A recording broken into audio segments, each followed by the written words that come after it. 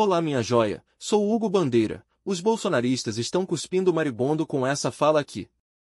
Ao ser questionado sobre o bolsoluço inelegível de tornozeleira, presidente Lula rasga o verbo e lava nossa alma despejando só verdades. Espia. Presidente, eu pergunto se a química com o presidente Donald Trump ficou muito mais intensa no dia de ontem e em quanto tempo o senhor acredita que o tarifaço pode ser suspenso. Também ontem, ao falar de Jair Bolsonaro, o presidente Trump disse que gosta do ex-presidente e lamenta o que vem acontecendo com ele, mas no quadro geral a impressão que ele já não está tão disposto a defender Bolsonaro como parecia lá atrás, quando da aplicação do tarifaço. Qual a sua leitura sobre isso e o que o senhor diz sobre a atuação do clã Bolsonaro nos atos que resultaram do tarifaço e nessa crise principal em 200 anos de relações diplomáticas entre Brasil e Estados Unidos? O Laércio disse que ia ter 7 perguntas, você já fez todas elas, então vai terminar por aqui.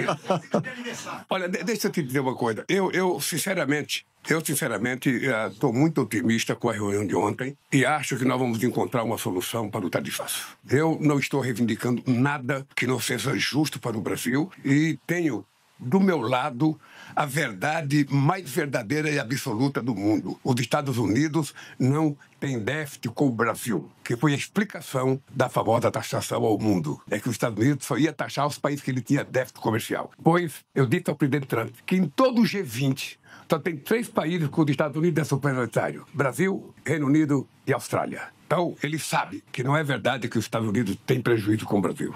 E eu acho que isso é a base da gente voltar a negociar. A segunda inverdade que ele citou na carta dele foi a questão do julgamento do Bolsonaro. Eu disse para ele que o julgamento foi um julgamento muito sério, com provas muito contundentes. Nenhuma prova da oposição, a prova é tudo de relato das pessoas que estão sendo julgadas. Disse para ele a gravidade do que eles tentaram fazer no Brasil. Disse a eles que eles têm um plano para matar a mim, para matar o meu vice-presidente, para matar o presidente Alexandre de Moraes. E eles foram julgados com direito de defesa que eu não tive quando eu fui processado. E que, portanto, sabe, isso não está em questão, isso não está em discussão. E ele sabe que rei morto, rei posto.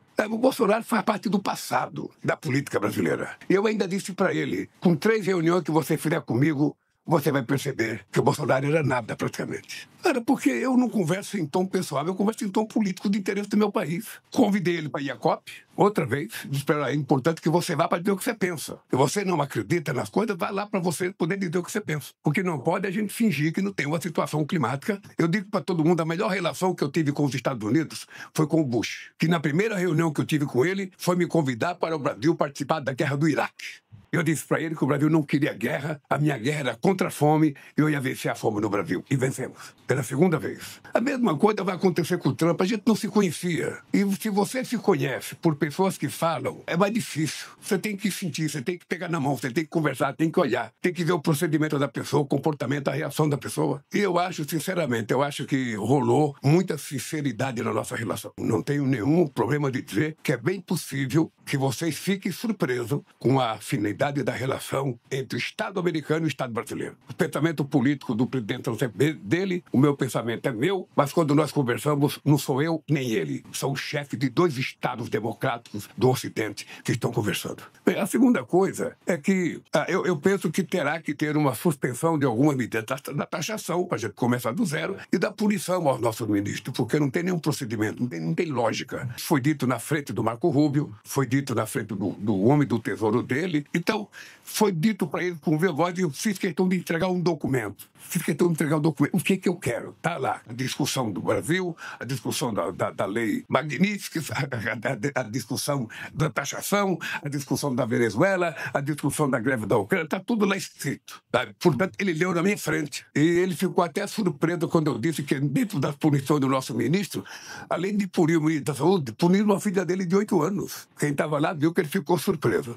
Então, eu acho que está estabelecida a relação entre Brasil e Estados Unidos. Quem imaginava que não ia ter, perdeu. Vai ter e vai ter uma relação produtiva para os 2 países e para a democracia. A gente tem a informação que ele ficou muito impressionado com a sua trajetória política. Que ele gostou da sua trajetória, admirou a sua trajetória. Eu queria saber se o senhor também admira a trajetória dele e, em caso positivo, que características dele o senhor admira? Olha, é que eu acho que são 2 trajetórias totalmente diferentes. A minha trajetória é de um chão de fábrica. É de uma pessoa pobre, nordestina, que não morreu de fome até completar aposentado de 5 anos, por sorte, que conseguiu sobreviver e chegar à presidência da República. A dele é de um homem bem-sucedido. Tá vendo? Um empresário bem-sucedido, é um homem rico, que tem uma trajetória política totalmente diferente da minha. O que eu disse para ele, eu fiquei lisonjeado quando soube que ele sabia da minha história. Eu disse para ele que a minha relação com ele não tem nada a ver com o pensamento político e ideológico de cada um. Que eu respeito ele, que ele foi eleito presidente dos Estados Unidos, e eu quero só o respeito porque eu fui eleito presidente do Brasil. É só isso. E o que eu acho que é química, gente? Eu sempre, não tem nenhuma novidade quando eu digo para vocês que o ser humano é 80% química e 20% razão e emoção. Sabe? Nós somos tocados à emoção, nós somos tocados ao nosso olhar, ao sentir as pessoas. E eu acho o seguinte, eu acho que quem conhece a minha vida política sabe que eu tenho uma história que merece respeito, porque não é fácil o povo brasileiro ter a coragem de eleger um presidente que não tem diploma universitário para ter presidente da República. A ciência política não imaginavam isso, nunca escreveram sobre isso. Então é importante que ele conheça a minha história, sabe? É importante, porque muita gente não conhece, muita gente fala muita bobagem a meu respeito. E eu continuo sendo o que eu era. Eu sei de onde eu vim, sei onde estou e sei para onde eu vou quando eu deixar a presidência da República. E tem uma coisa que eu conquistei, que é o direito de andar de cabeça erguida. Você não sabe o valor que tem para uma pessoa que veio de baixo aprender a andar de cabeça erguida e saber que não é melhor do que ninguém, mas que também não tem ninguém melhor do que ele. Essa questão do respeito é uma coisa que vale muito. Eu aprendi também que um ser humano só respeita quem se respeita. Se você não se respeitar, ninguém te respeita. Ninguém gosta de lambe-botas. Ninguém gosta de puxar saco, de vassada, aquele lambe-lambe. Sabe, a gente tem que ser o que a gente é de verdade. Eu acho que é isso que pintou entre eu e o presidente Trump. Espero que essa química dê frutos ao povo brasileiro e ao povo americano. O presidente Trump fez alguma promessa para o Brasil? Não, porque eu não sou ninguém para alguém fazer promessa para mim. Faz promessa para santo, não para mim.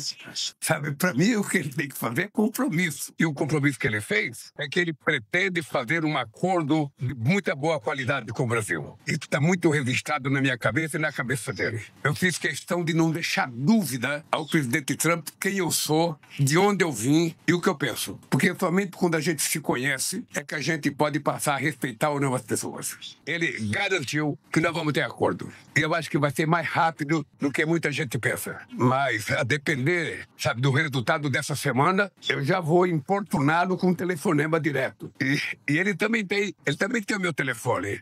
Só que como eu não uso celular, eu dou o do meu cerimonial, o igreja. Então, ele liga para a igreja a hora que ele quiser. E nós conversamos. Tá?